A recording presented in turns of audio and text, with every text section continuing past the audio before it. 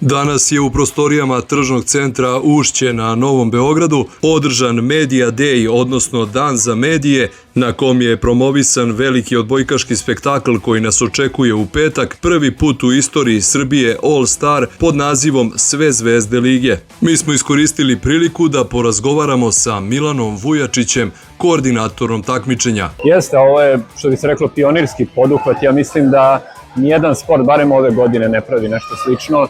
Eto, mi smo prvi, sigurno smo i prvi u regionu, čini mi se, od svih odbojkaških saveza, tako da kažem, koji radimo nešto slično. Svakako plan nam je da ovo postane tradicija, eto, s jedne strane i da ispoštujemo svu odbojkašku publiku, nadamo se da privučemo novu publiku, s druge strane da ispoštujemo i sve te igračice i igrače koji igraju u našoj ligi, koji stvarno iz nedelje u nedelju daju sve od sebe. Mislim da su oni zaslužili jedan ovakav spektakl, da se upere svetla velikih reflektora na njih, a i da oni uživaju, jer znamo svi da je veliki pritisak iz dana u dan, da se malo prisete kako je to bilo ranije kad su bili deca, kad su igrali bez neke presije, išli na trening sa osmehom na licu. Eto, nadamo se da će se i zabaviti, da će malo biti atraktivnih poteza i tako dalje i da će, eto, uveseliti tu publiku. S druge strane, imamo potrebu da će biti i dosta mlade dece koja treniraju odbojku, eto, koji su naše buduće zvezde, koji će da gledaju ove naše trenutne zvezde na parketu. Spremili smo zaista lep spektakl, to će biti, ja volim da kažem, kao NBA.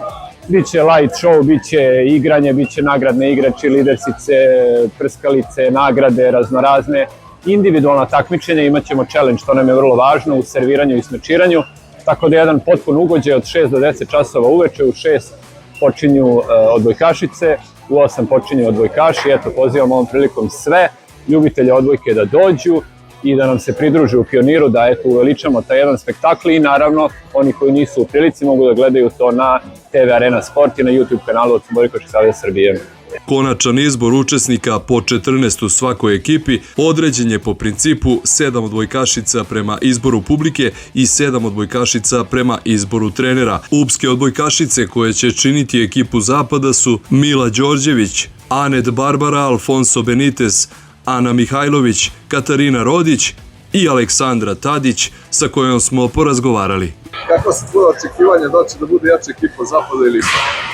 Pa, iskreno, mislim da će da bude jača naša ekipa, Zapad. Mislim da su jako lepo selektirali to i mislim da će da bude veoma interesantno. Možda ovom priliku da pozovemo Ugljane da dođu u Beograd?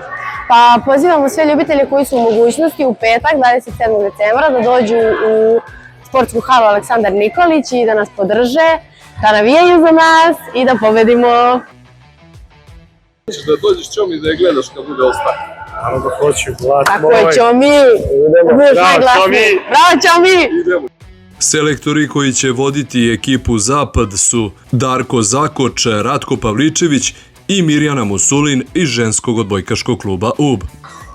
Nešto novo od ove sezone, taj neki All Star koji bi trebao da okupi po nama trenerima i nekim glasovima publike, ajde da kažemo nešto što je najbolje iz naše lige, više revijalnog karaktera, ali svakako jedan lep način da završimo ovu 2024. i da uđemo u 2025.